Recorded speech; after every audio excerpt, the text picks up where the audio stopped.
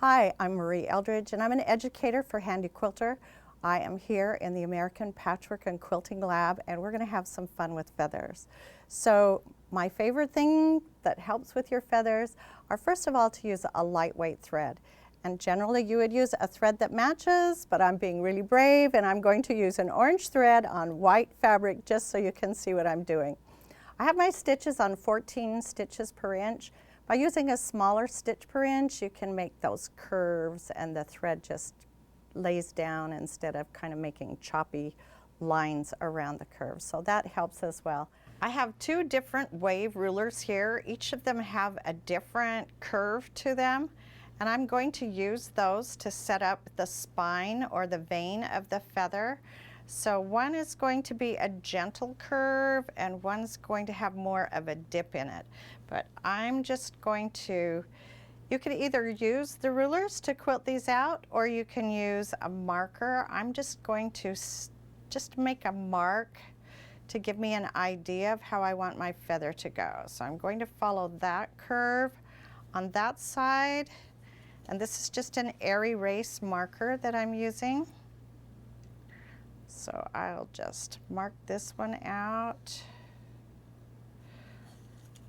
and we'll see what the difference is. I like to do very casual feathers, especially in this spot. They don't stitch back over themselves, so they're very forgiving and they're just kind of fun. I'm going to start out with a swirl, so we'll just go around and come back out. And now I'm right where my spine's going to start, so let me just get that thread out of the way. And first of all, I'm just going to make like a paisley shape. See how it's a teardrop or a paisley or half a heart? It just kind of droops over that swirl that I made. I'm actually going to add a leaf shape in here and give it a little center spine. And you can do that to mix up the shapes in your feathers. It just adds variety.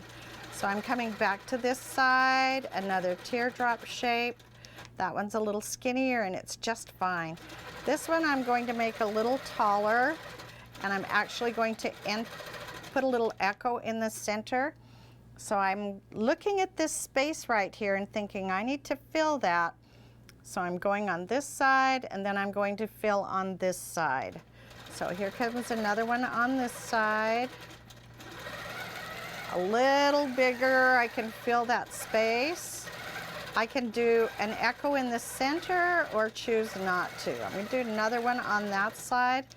And now I have still all this space, and I don't have to fill all of that, but I want to do a lot of it. So that one is a little more round, and I didn't do an echo. I think I'll echo on this side, and it's just a choice. Nature is kind of not even, so I think these don't have to be even, right? Another round one, and I'm going to echo. And I think I'll end with a leaf.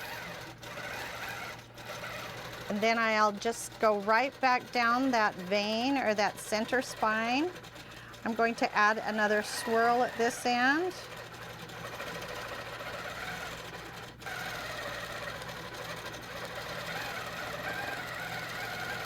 Okay, so I always think things look good in odd numbers, so 3 looks really good. I'm going to add a feather or a leaf over on this side. I can follow that back up till I get to my spine, and I'll do the first one over that way. This one's a little rounder. This one's just going to droop over that last one. Kind of think of that paisley shape.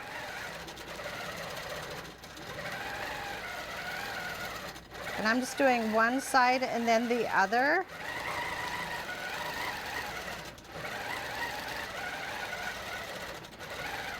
Probably add an echo since we've had a couple.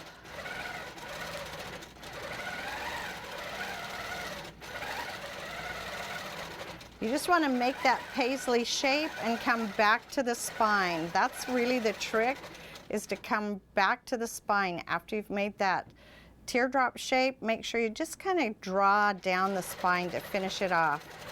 All right, there you go. Let's see if we like feathers in orange on white.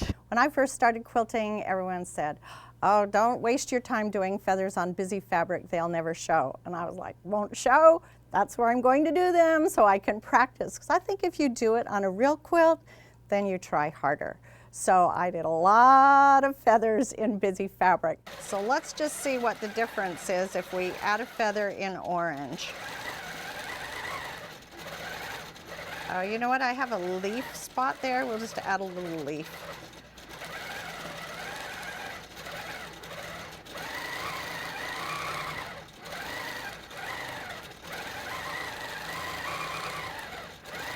Orange on orange is a lot more forgiving, right?